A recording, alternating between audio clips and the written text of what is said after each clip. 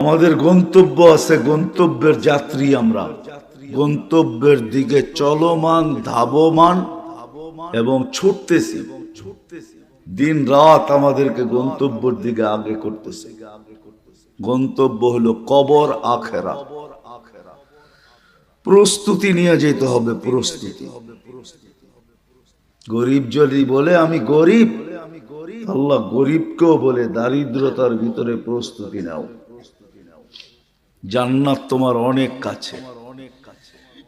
গরিবের জান্নাত তো বিলকুল পায়ের কাছে, নারীর জান্নাত তো বিলকুল আঁচলের ভিতরে,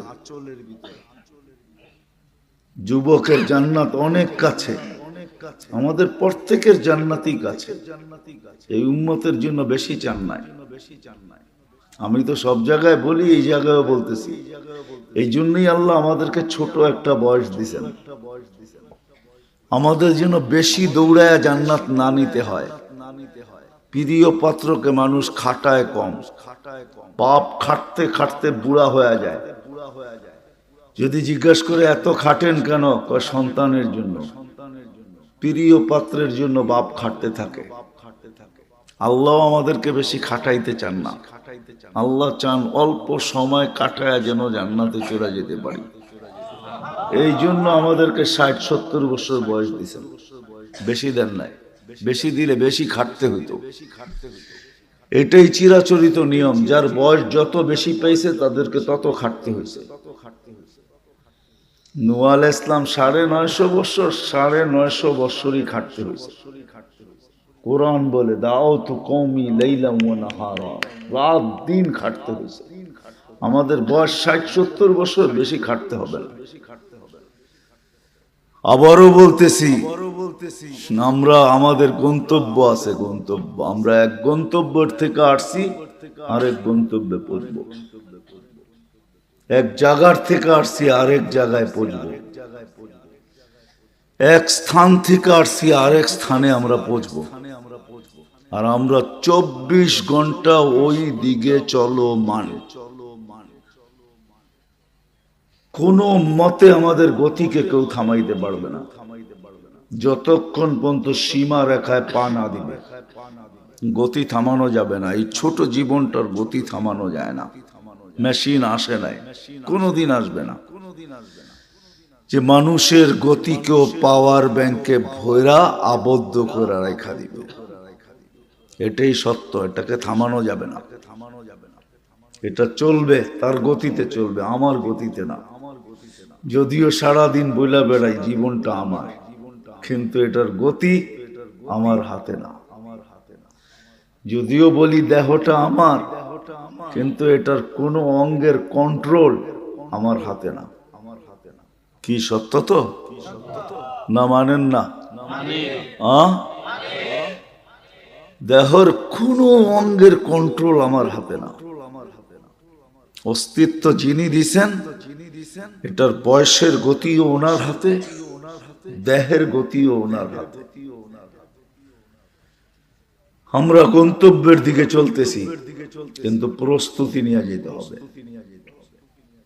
যে প্রস্তুতি নিবে, কসম খোদার, এটাই আল্লাহর ওয়াদা।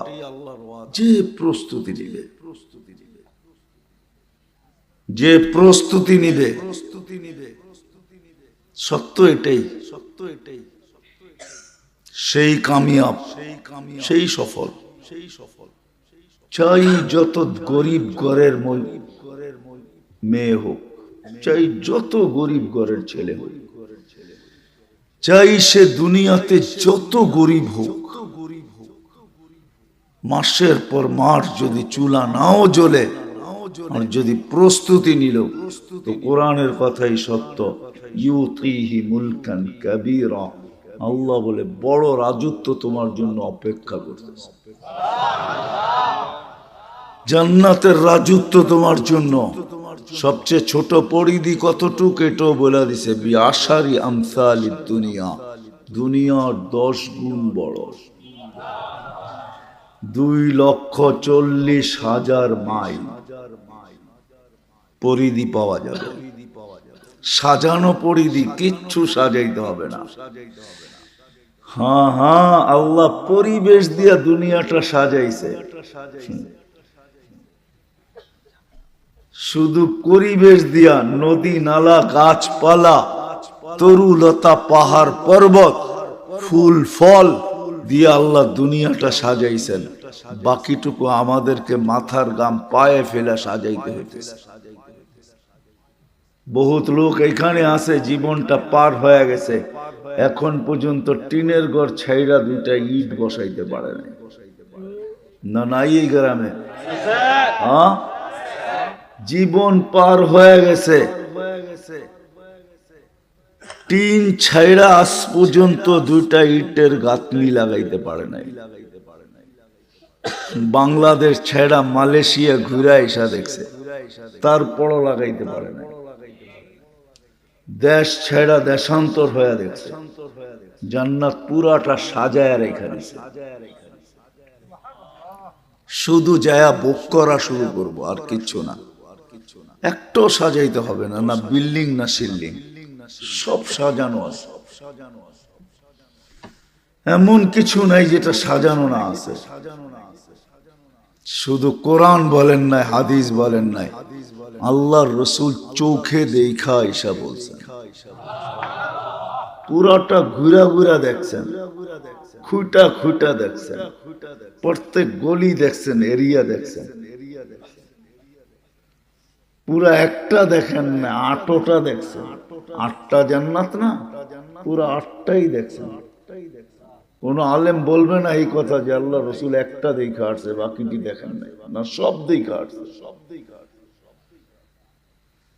কে কিরকম পাবে এরকমও দেখা আসছে। নাইলে কেন এসা বললো ওমর তোমার বাড়িটা দেখা আসছে? বাহির দিয়া দেখছি এত সুন্দর, ভাবছিলাম ভিতরটাও দেখবো, কিন্তু তোমার আত্মমর্যাদার কথা মনে ওইটা দেখি নাই। তো চোখের পানি ছেড়া দিয়া বলছে কেন দেখলেন না? বাহির এত সুন্দর, ভিতরটা জানি কত সুন্দর বানাইছে, একটু দেখা আসলে তো বুঝতে পারতাম। আয়েশা বলছে আলী তোমার বাড়িটা আমার বাড়ির সামনে আল্লাহ বানায় রাখছে। আমি বারিন্দায় দাঁড়াবো, তোমাকে দেখবো, তুমি দাঁড়াইবা, আমি তোমাকে, তুমি আমাকে দেখবা। ফাতেমা আজকেও আমার কাছে, কালকেও আমার কাছে থাকবে, আমার থেকে দূরে থাকবে না। এক এক সাহাবীকে এক একটা বলছেন। জুবায়ের যেখানে গেছি জান্নাত জিজ্ঞাসা করছে তুমি কবে আসবা, সব দেখা ঈশা বলছে। প্রস্তুতি নিয়ে যেতে হবে আমাদের। কি পাইলে প্রস্তুতি হবে এটা শিখায়া দিয়েছেন। কি পাইলে, কোন জিনিসটা পাইলে প্রস্তুতি হয়ে যাবে, সহজে প্রস্তুতি হবে। ব্যক্তি বিশেষ বুঝাইছেন, সবার জন্য একরকম করেন নাই। যাকাত সবার উপরে ফরজ, হজ সবার উপরে ফরজ। হ্যাঁ কি বলেন, সবার উপরে ফরজ? না না না, নারীর জন্য যা করণীয় পুরুষের জন্য তা না, পুরুষের জন্য যা করণীয় নারীর জন্য তা না, যুবকের জন্য যা করণীয় বৃদ্ধের জন্য তা না। তাইলে আল্লাহ বয়সের ফজিলত দিতেন না, এই উম্মতের বয়সেরও ফজিলত আছে। 40-এ যদি পা দিতে পারে 3টা রোগ হয় না, পাগল হয় না, শ্বেত রোগ হয় না, কুষ্ঠ রোগ হয় না। যদি প্রস্তুতির সাথে 40-এ পা দিতে পারে, প্রস্তুতির সাথে যদি 50-এ পা দিতে পারে, তা আল্লাহর কঠিন হিসাব নেন না। প্রস্তুতির সাথে যদি 60-এ পা দিতে পারে তাহলে ফেরেশতা বন্ধু হয়ে যায়। যদি প্রস্তুতির সাথে 70-এ পা দিতে পারে তা আল্লাহর ওকে দুনিয়ায় দেখতে চান না, নিজের কাছে দেখতে চান। আহাব্বাল্লাহু ইলাইহিল ইনাবা। তারপরও যদি 80-তে পা দিতে পারে প্রস্তুতির সাথে, তো পিছের গুনাহ লেখা হয় না। 90-তে যখন পা দেয় তা আগে পিছের কিছু থাকে না। যেটা হলো বয়সের বেনিফিট, প্রত্যেকের জন্য আলাদা আলাদা। যুবক যৌবনেও যদি প্রস্তুতি নিতে পারে তো ওয়াদা আছে, জান্নাতে আরশের নিচে কিয়ামতের দিন তোমার জন্য বিশেষ গ্যালারি বানানো হবে, গ্যালারি, সুপার ডিলাক্স গ্যালারি। 7 ধরনের গ্যালারি হবে আরশের নিচে, একটা তোমার জন্য হবে, তোমার জন্য একটা তোমার জন্য হবে। শুধু এইখানেই শেষ না, জমিনে যতদিন থাকবে ফেরেশতাদেরকে দেখায় দেখায় আল্লাহ গৌরব করবে। শাবুন নাশা ফি ইবাদাতিল্লাহ, এটা তো হলো আরশের নিচে ছায়া দিবে। ইন্নাল্লাহা ইউবাহিল মালাইকা বিশাব্বিস সালেহ। প্রস্তুতি নিয়ে যদি যুবক জমিনে থাকে তা আল্লাহ ফেরেশতাদের উপরে গৌরব করতে থাকবে। এইবার বোঝো আল্লাহ যাকে নিয়ে গৌরব করবে তার দাম কত আল্লাহর কাছে। হ্যাঁ, দুনিয়ার সামান্য প্রশংসা পাইলে হারায় যায়, ঠিক না? হ্যাঁ, দুনিয়ার কোন পদস্থ লোকের নৈকট্য পাইলে জমিনে হাঁটতে চায় না, ঠিক না? বাবুই ভিন্ন, ঠিক না? এই এলাকায় কি নাই 2-4 জন? হ্যাঁ, সামান্য নৈকট্য পাইলে দুনিয়ার পদস্থ মানুষের, বুঝানোর জন্য বলতেছি, ক্রিটিসাইজ করার জন্য না, বাবুই ভিন্ন, ঠিক না? আর আল্লাহর কাছে যে নৈকট্যবান হবে তার বাপ কিরকম হবে তুমি জানো না যুবক, সত্য এটাই, তুমি জানো না, পাগল হয়ে যাবা যদি জানো। সত্য এটাই। মাদ্রাসায় যারা পড়ে ওরা যদি চোখে দেখতো যে ফেরেশতা পাপ পর বিছাইছে, তো পাগল হয়ে যেত, তার ছিঁড়া যেত। তার কি হুজুর, তার ছিঁড়তো না? ছিঁড়তো না, তার ছিঁড়া যেত। ও যখন দেখতো যে ফেরেশতা পর বিছাইতেছে, আমি হাঁটতেছি আর পর বিছায়া যাইতেছে, ফেরেশতার পরের উপর দিয়ে আমি চলতেছি, এগুলো সব তার ছিঁড়া যেত। তোমারও তার ছিঁড়া যেত। তুমি যখন দেখতে, নইলে হিত কিতাবে কেন আসতো যে এক রাস্তা আরেক রাস্তার উপরে গৌরব করে? কিতাবে কেন আসতো বালুর কণা পর্যন্ত তার জন্য ইস্তেগফার করে, সমুদ্রের মাছ পর্যন্ত ইস্তেগফার করে? এগুলা যদি উদ্ভাসিত হতো, চোখের সামনে দেখতাম, তাহলে আমাদের সব তার ছিঁড়া থাকতো। পাবনার এক হাসপাতালে যথেষ্ট হতো না, প্রত্যেক এলাকায় এলাকায় হাসপাতাল হইতে হতো, পাগলের হাসপাতাল, সব পাগল হয়ে যেতাম। আল্লাহ রসুল বইলা দিছে, দেখায় দেয় নাই। এই জন্যই তো হাদিসে আছে, আল্লাহ রসুল বলছে দোয়া করতে চাইছিলাম, নিষেধ করে দিছে, নাইলে কইরা দিতাম দোয়া। তোমরা যে আপন জনকে দাফন করো, যেন আল্লাহ দেখায় দেয় যে দাফন করার পরে কি ঘটে। তাইলে তোমরা একজনও আপন জনকে দাফন করতে না। ভালো হইলে তো করতো, আর ভালো না হইলে কেউ করতো না, কান্দের থেকে ফালায়া থুয়া দৌড় দিত। ওটা ওইখানেই দুর্গন্ধ হইতো, সারা দুনিয়া দুর্গন্ধে ছড়ায় যেত। এই জন্য দোয়া করেন নাই। ঠিক তদ্রূপ এরকমই প্রস্তুতি যদি যুবক জানতো, যদি আল্লাহ উদ্ভাসিত করতো যে প্রস্তুতি করলে কি ঘটে, রাস্তা দিয়ে গেলে রাস্তা কি বলে, গাছের পাশ দিয়ে গেলে গাছ কি বলে। আল্লাহ রসুলেরটা শুধু জানায়া দিছিলেন 2-4টা আমাদেরকে বুঝানোর জন্য। আল্লাহ রসুল যখন গাছের পাশ দিয়া যেতেন তো গাছ সালাম দিতেন, আসসালামু আলাইকা ইয়া রাসূলুল্লাহ।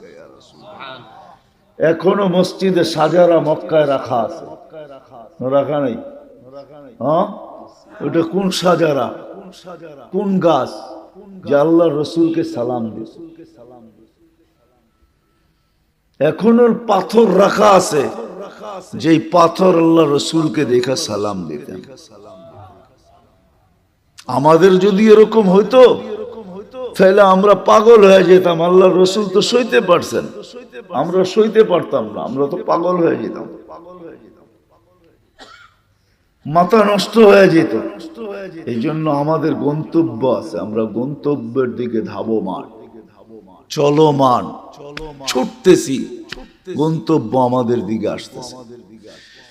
কে কখন যাব কেউ জানি না, কিন্তু প্রস্তুতি নিয়ে যেতে হবে। দুনিয়ার পরিচয় পরিচিতি শেষ না। এটা এইখানের জাআলনাকুম শুউবান ওয়া কাবাইলা লিতাআরাফু। কোরআন সুস্পষ্ট করছেন, দুনিয়ার তোমাদের পেশায় বিভক্ত, বংশে বিভক্ত, দেশে বিভক্ত, এরিয়ায় বিভক্ত, বর্ণে বিভক্ত, ভাষায় বিভক্ত। দুনিয়ার এই বিভক্ত শুধু হলো লিতাআরাফু, আপোষে চিনার জন্য, একজন আরেকজনকে চিনার জন্য। এটা দুনিয়ার, এটা আখেরাতের না, এটা কবরের না, এটা হাসরের না, এটা মিজানের না, এটা পুলসিরাতের না। আবারও পিছে যাইতেছি। প্রথমেই বলছিলাম আমাদেরকে বুঝতে দেয় না অনেক কিছু, যদিও শিক্ষিত তারপরও বোঝে না, যদিও বিবেকমান তারপরও বোঝে না, যদিও বুদ্ধিমান তারপরও বোঝে না, বুঝতে চায় না। প্রথমেই বলছি আমি বোঝেন আর না বোঝেন এটাই সত্য। দুনিয়া আমাকে দেখাইতে পারবে না, কোনো মেশিন আসে নাই। আমাদের শরীরে লবণ আছে, 1 ইঞ্চি লবণ বাহির করা দুনিয়ার কোনো মেশিন দেখাইতে পারবে না।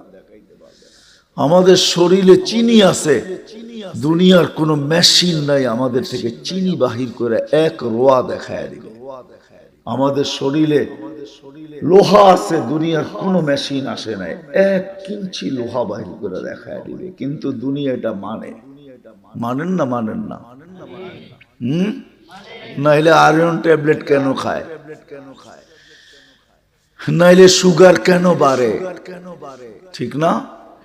আমিও সুগারের রোগী, তো ডেলি তো খালি চিনি প্যাকেট করে করে বেচতে পারতাম, ঠিক না? কি বলেন? ঠিক না? কিন্তু মানতে হয়, এটাই সত্য। বিদায় আমাদের কথাই, কোরআন হাদিসের কথাই সত্য। আপনি মানেন আর না মানেন, প্রস্তুতি নিয়ে যেতে হবে। সহজে কিভাবে কি পাইলে প্রস্তুতি হয়ে যাবে, আল্লাহ রসুল আল্লাহ এটা বুঝাইছেন যে হেদায়েত পাইলেই প্রস্তুতি হয়ে যাবে।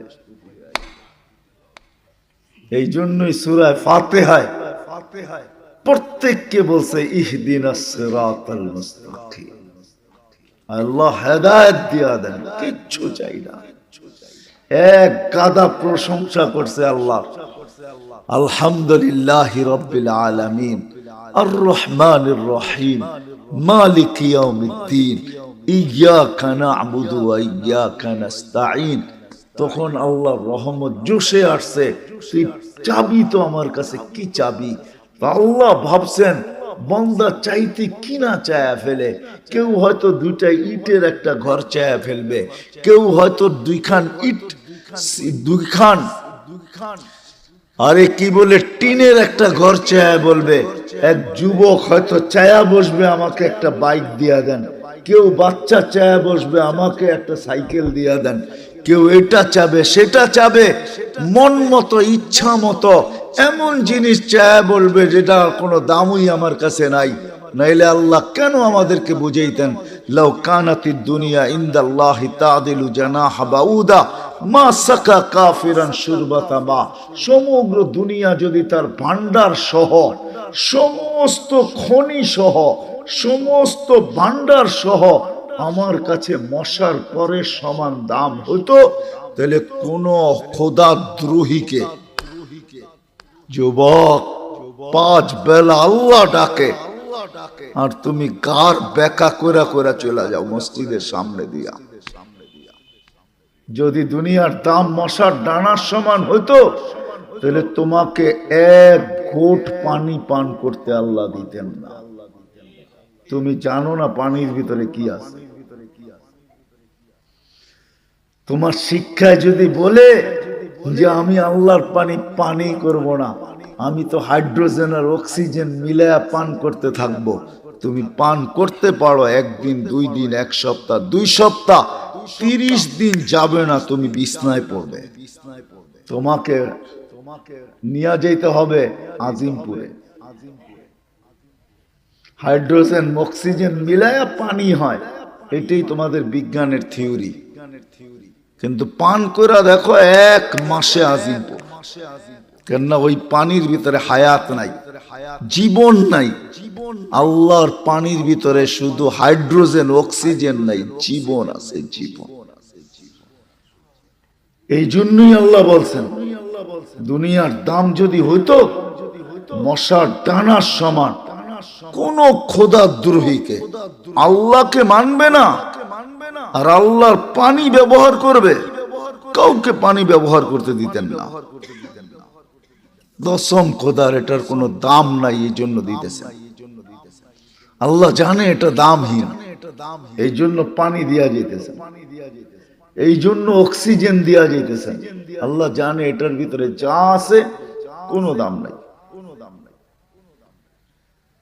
কোনো দাম নাই।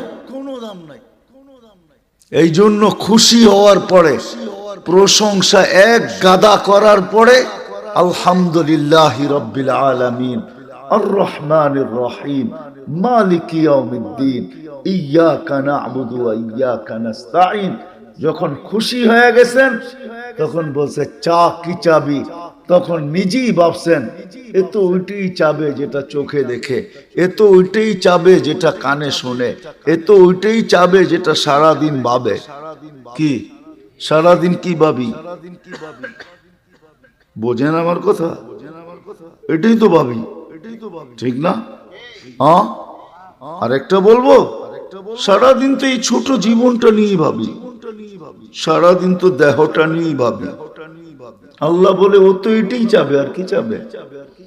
বাচ্চা যেরকম চিপস ছাড়া আর কিছু চায় না, চকলেট ছাড়া কিছু চায় না, ও তো এটাই চাবে।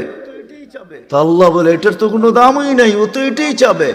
আল্লাহ নির্ধারণ করে দিছে কি চাবি, যেটা চাইলে, যেটা পাইলে তোর প্রস্তুতি হয়ে যাবে। ঠিকানা জান্নাত হবে, কবরও জান্নাতের বাগান হবে। কিয়ামতের দিন উঠবে তো আরশের নিচে ছায়া মিলবে। যেটা মিললে পুলসিরাত তোমার কাছে মাপ চাবে, যেটা মিললে চির শান্তির জায়গা জান্নাত মিলবে।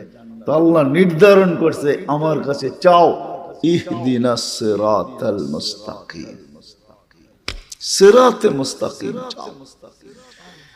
আল্লাহ সিরাতে মুস্তাকিম চিনবো কি কইরা, যে আমি যে পাইলাম চিনবো কি কইরা? তো আল্লাহ মডেল দিয়া দিতেছেন, সিরাতাল্লাযীনা আনআমতা আলাইহিম, এরা হলো মডেল, এদের দিকে তাকাও। কারা মডেল? কুরআন আবার বলে দিয়েছেন, মিনান নাবিয়্যিনা ওয়াস সিদ্দিকিনা ওয়াস শুহাদা ওয়াস সালিহিন হাসুনা উলাইকা রাফিকা। আল্লাহ মডেল দাঁড় করায় দিয়েছেন। এক তো শুধু বলছেন হেদায়েত পাইলেই প্রস্তুতি হয়ে যাবে, কিন্তু হেদায়েত পাবো কোথায়? তো বলছে আনআমতা আলাইহিম গায়রিল মাগদুবি আলাইহিম ওয়ালাদ দাল্লিন। এটা বলে দিয়েছেন। বলছে আল্লাহ বুঝে তো আসলো না, তো আল্লাহ কোরআনে আরেক জায়গায় মডেল দাঁড় করায় দিয়েছেন।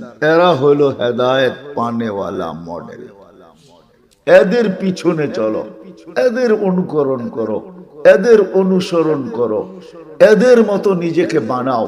এদের মতো যদি বানাইতে পারো, এদের মতো যদি তৈরি করতে পারো, হায় কসম খোদা এটাই সত্য, আমাদের মা বোনরা যদি রাবেয়া বসরির মতো হইল, হায় এই জামানায় রাবেয়া বসরির মতো লাগবে না। হাদিস শর্ট করে দিছে, আইয়ুমা ইমরাআতিন আমানাত আলা রাব্বিহা, ঈমান তো মাতৃকুলি দিয়ে পাঠাইছেন আল্লাহ, ঈমান তো মাতৃকুলি পেয়ে গেছেন।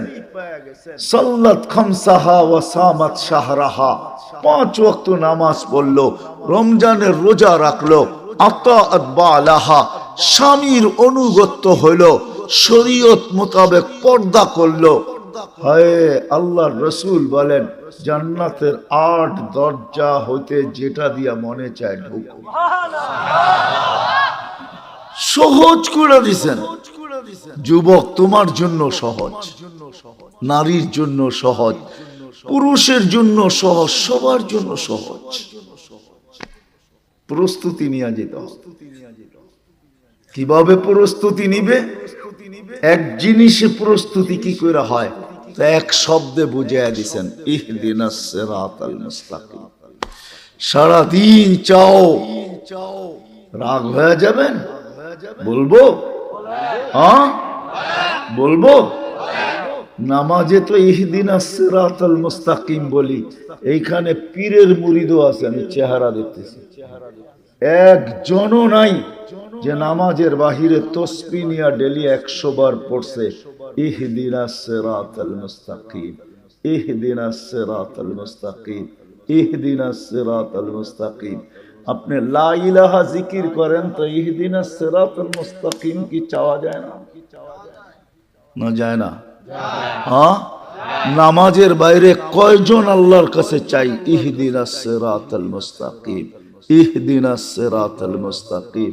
আল্লাহ সিরাতে মুস্তাকিম দে, আল্লাহ সিরাতে মুস্তাকিম দে। আপনি ভাবছেন এটা নামাজের ভিতরে চাওয়া?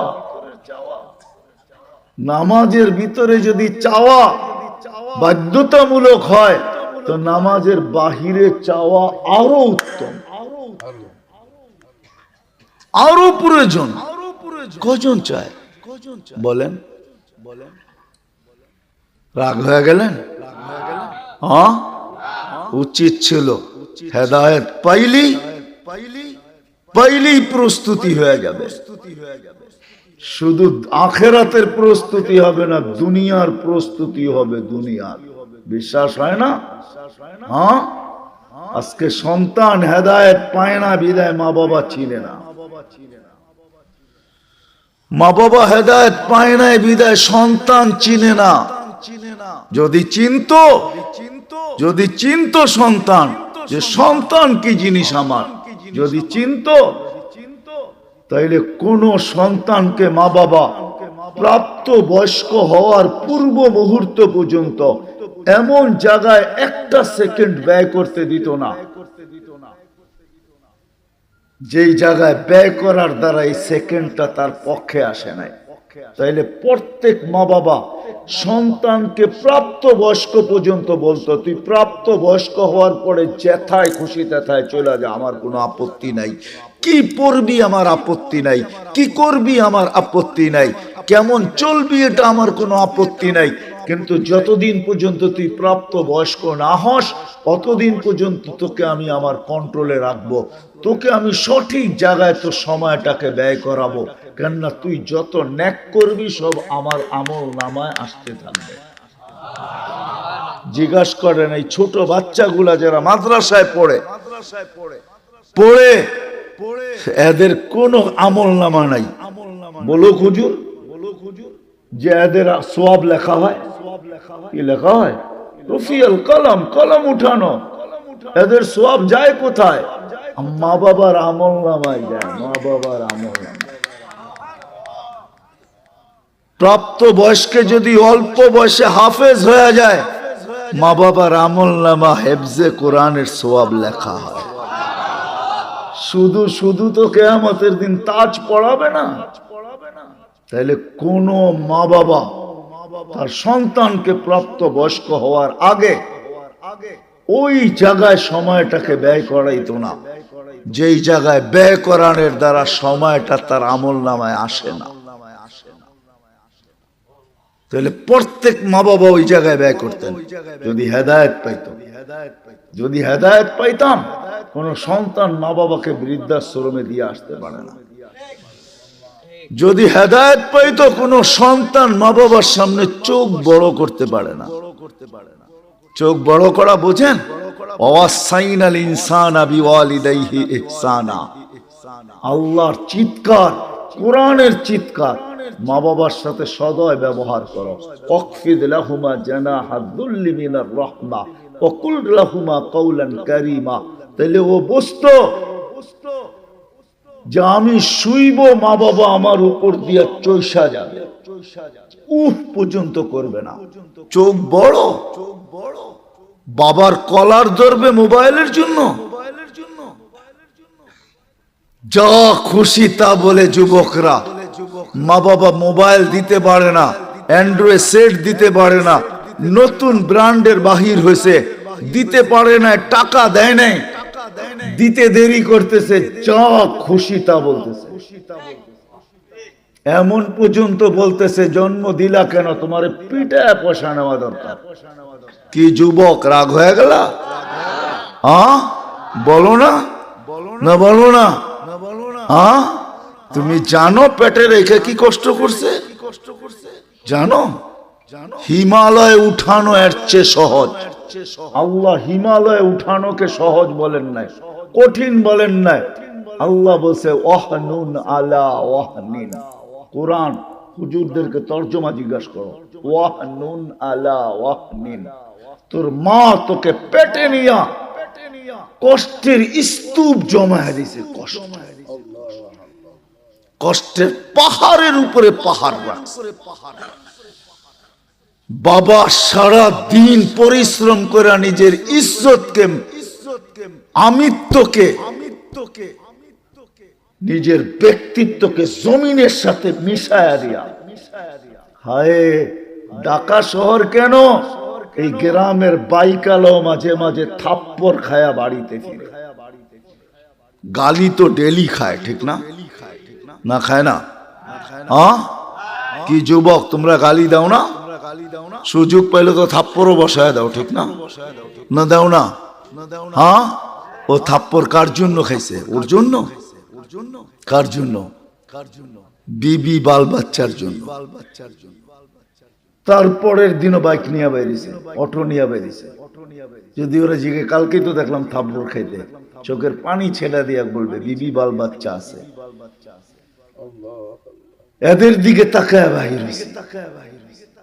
তুমি জানো না বাবা কত কষ্ট করে তোমাকে মানুষ করছে, বড় করছে। আজকে বাপের সামনে চোখ বড়, হায় হায়। আমার সমাজকে যে কেমনে বুঝাইলে বুঝবে আমি জানি না। আমি বাসাও পাই না, ডেলি দোয়া করি আল্লাহর কাছে যে আল্লাহ কিছু এরকম শিখান, কিছু এরকম দেন যে জাতির বুক ফাইরা ঢুকাইতে পারে। কিছু মানুষ তৈরি হয়, কিছু তোমাকে চিনে, তোমার রসুলকে চিনে, কিছু প্রস্তুতি নিতে পারে।